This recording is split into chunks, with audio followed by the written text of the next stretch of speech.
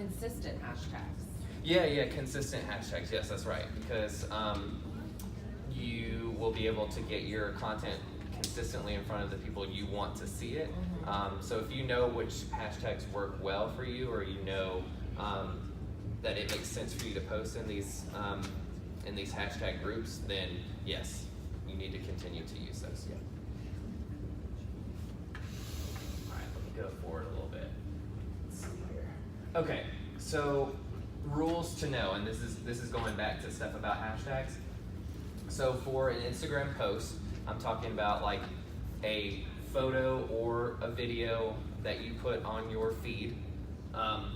You can use 30 hashtags per post. I think it might be 30 or maybe even 31 now. So meaning you can use 30 hashtags for a post and have it in 30 groups on Instagram. Yes, ma'am. What is the difference between a post and a story? Great question. So, so a post will stay on your feed as long as you want it to until you press the delete button. And your feed is, okay, your feed is this. So like when someone views your profile, this is what I mean when I say your feed. So the posts that people see when they visit your profile. Now your story, do y'all see that little plus sign up by my head and by the chamber L?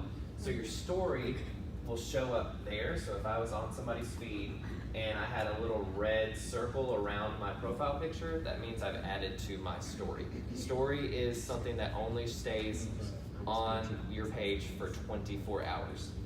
So that's the difference between a feed. A feed is something that can stay on there forever as long as you want it to. A story can stay on for 24 hours. You can delete it beforehand, but that's the difference. But I like to, and the stories that you save there, I think that's a really cool feature. You know, like how you have yours up there, your goals, journeys. Oh yeah. I do one where like, I do like whatever's happening around the city, I do one for listings. And so it's like, you can go and click and people can go back and review all those listings, all those stories. You can save those. And I will get into that too. So yeah, that's the difference between stories and feeds. And then for the story, you can do 10 hashtags per story, and I will get into that in a second. But basically, when you put it into a story, you can do hashtags in there, and then that way, if someone's following like a location hashtag, like Lexington SC, people can view the Lexington SC story, and then depending on the amount of engagement you get for that story, people will see your posts. I know this is a lot. So, and then the last thing is, I don't know if anyone's seen this, but there's nothing better about putting hashtags in the first comment of your post as opposed to the caption. So when I say caption, I mean when you post a photo, it will ask you like, what do you want to say about this photo? That's what a caption is. Yeah. So you can post your hashtags in the caption, and that'll be just as good. Plus, also if you're scheduling them, you can put it in the caption and then schedule it, and then not have to worry about it ever again. And I do have a question about that. Like, because I know, like, at one point people were putting them in the comments. Have you seen? Because I tried to do that like in the comments, and I didn't get as much engagement as I did in the caption. Have you noticed that happens for you too? I do it in the caption only for the simple purpose of it makes it easier for me to schedule them, and I don't have to be like, all right, well I've got to post this, and then I've got to go back to the post and put it in a comment. I don't think it doesn't help. I mean, I did research on it before my first class, and multiple resources that I go to say it doesn't make a difference. And if anything, it's just easier for the individual, especially if they're a business person, and just be able to schedule it and move on. Yeah. Okay.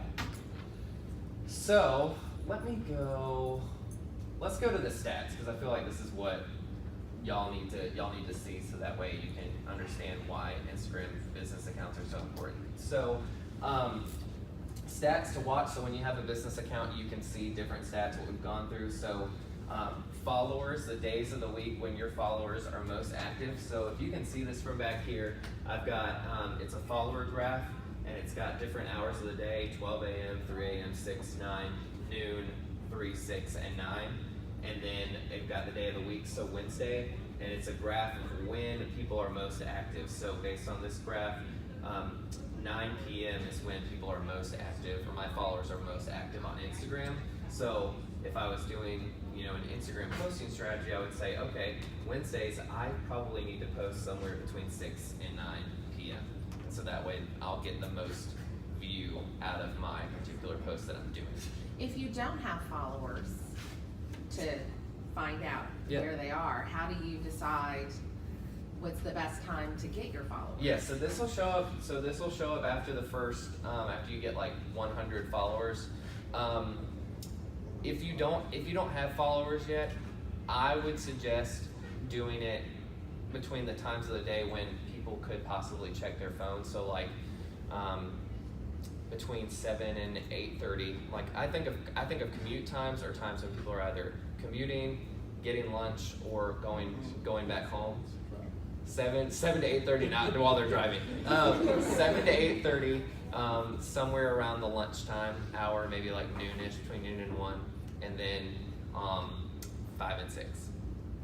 If you don't have enough followers yet, and usually that's a great way to just, since it does span all those 3 sections, kind of right in the middle, you've got a good chance of getting a good amount of reach. So if somebody isn't a follower of yours, yeah. they're going to see your post because of the hashtags you're using. Correct. And then they can decide they want to follow it from there if they like your post or a couple of things they've seen. Correct. Yeah. So hashtags are a way of people discovering your profile. So they won't know about you beforehand, like you said. So that's why the hashtags are so important. Yep. Let's see, profile visits, and I'll show you a screenshot of this, story exits and next story, and then website visits, which is really important, especially if you want people to go to a certain piece of, or portion of your website. Okay, so this is a screenshot of both of them. So I just explained the follower stat. Up here you've got your gender, so it breaks down your audience. So I think this is for either the chamber. I've got 26% men and 74% women following me. And then down here I've got my age range. So the majority of my followers are between the ages of 25 and 34 and 35 and 44. And then my top locations, I've got Lexington obviously is the highest, Columbia is the second highest, and then going from there. So this is almost just like Facebook. For all of you who have Facebook pages, it gives you an idea of your audience. So based on your audience, you can pick what maybe posts you want to post about. So if you do have a lot of female followers, which naturally with Instagram you're going to have a lot of female followers just because that's their audience breakdown. Think about how you're posting and how you're writing, or even what's in your posts.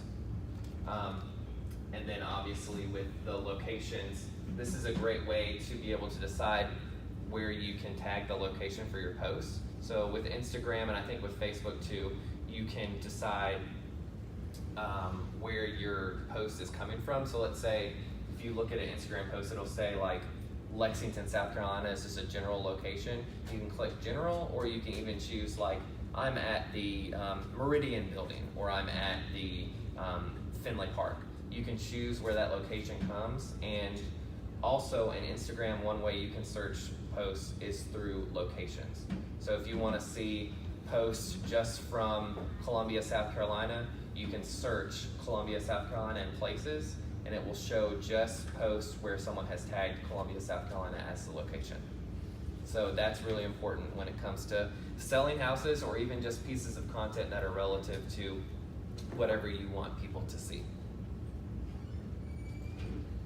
Okay, and then the other option is activity. So this tells you how many people have visited your profile between a certain period of time, how many website clicks you got from your profile. So if you had a link, let's say you had a link in your profile for a particular house that you were looking to sell or just listed, that will show you how many people basically were interested in that particular house. I know it can be a little bit of a stretch, but especially if you, let's say you make that link for, I don't know, 101 Blanding Street, and then you make a post saying this was just listed, you've got great photos of it up there, and then you see, oh, I've gotten like 36 website clicks because of this post, or because of because of that particular post, I think that you can see that obviously that house might sell quickly.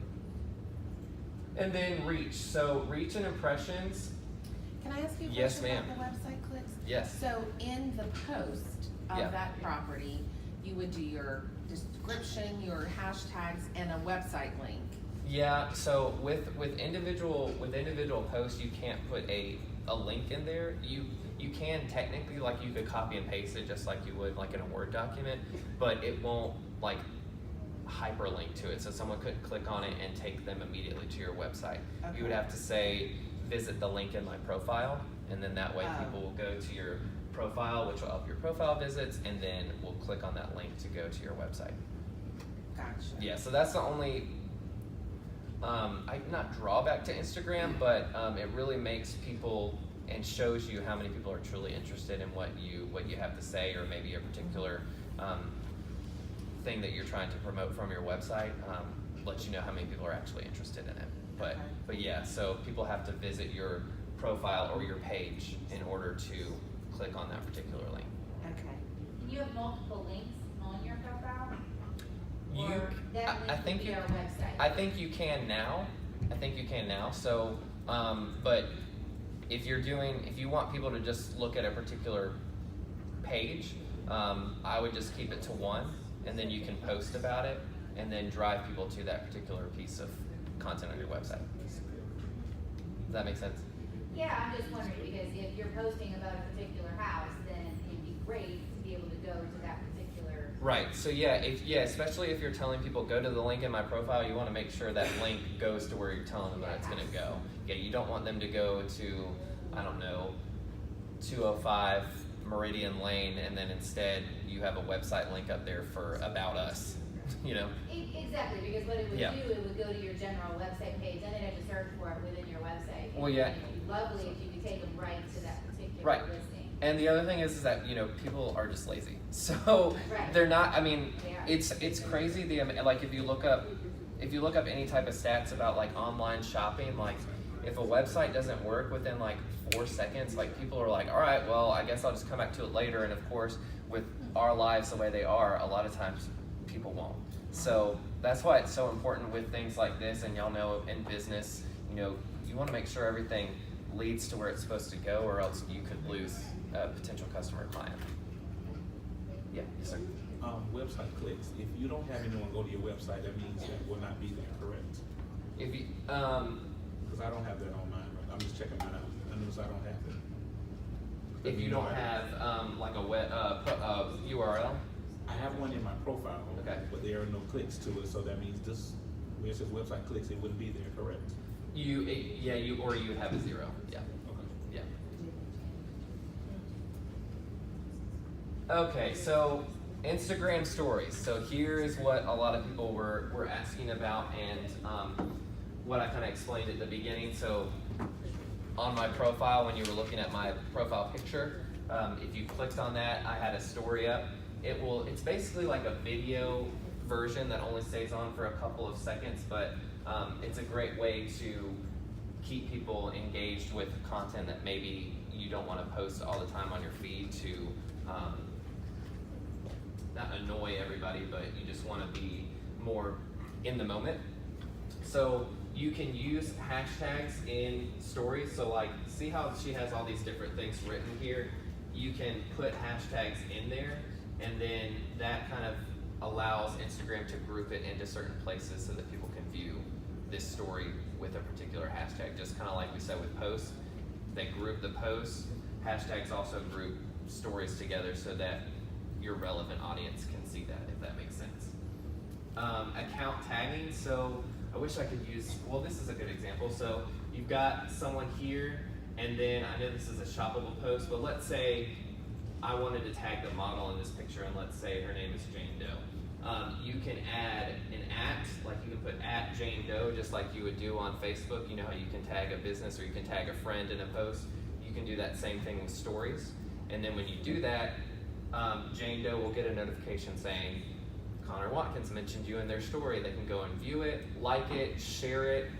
It's a great way to get engagement from people who may not see you in the first place. So if you wanted to get the attention of a particular maybe like real estate group or a client or anything like that, especially if you're helping someone find a house, or let's say you just had somebody close, you can post a picture on your story and tag the two buyers and say closing day, and they're holding the keys to their house. It's just a great way to give customers appreciation and also show people that you are doing your job and doing your job well.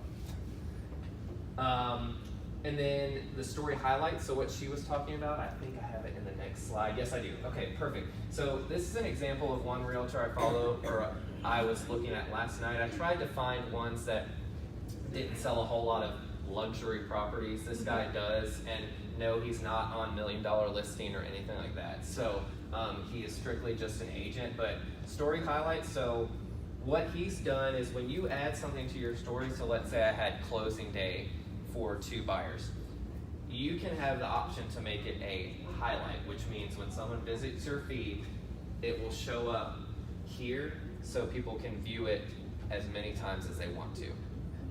So especially if you wanted to just show off all your clients or show off the different homes that you have sold, you could make a story highlight that just says sold on here, and you could add all those sold properties to your story feed, so that way everyone can see the amount of homes that you've sold for a certain period of time. And then this guy obviously has highlights for the different listings that he currently has. So instead of having maybe like sold or something like that, he has the address. So 924 Bel Air, 2189 Sunset Boulevard. He adds these, and then the great thing about it is that once they're sold, he can just take them away really quickly. So highlights are a great way to take something that is only available for 24 hours here and make it available as long as you want it to here. And especially when someone's visiting your profile, then this is a great way for them to just click through things really quickly. What was the reveal in the list, the previous slide? The reveal, so a reveal is like if you had a photo up there, you can like erase certain parts of it over time so it reveals the full entire photo. So like if I had a photo of a new listing, I could say new listing, and then every time someone clicked, it would reveal another portion of the photo. That's what that means. I don't really want to get into how to do that because that's a lot, but I just want to go over some of the features. Does anyone have questions about story highlights? No? Okay, and then another option, so if, let's say you don't want to do a story, you want to make it really easy on yourself to show a listing, you can go live. So when I go to a new house, let's say I'm an agent who just got a new house, I can go live on Instagram just like you can on Facebook or even on YouTube, and I could do a home tour of the house. So I'm walking through the house, showing the bedroom, showing the bathroom, talking about the different things, going to the backyard, and then that will also stay on your profile for 24 hours. So live is another easy way for you to do something quickly, to have it show up for only a certain amount of time, and it will give you some good engagement throughout the day because it will show up just like stories do at the top of the page when someone opens their Instagram app. Yes? You can share your Instagram live on Facebook, right? So you don't have to do 2 separate ones?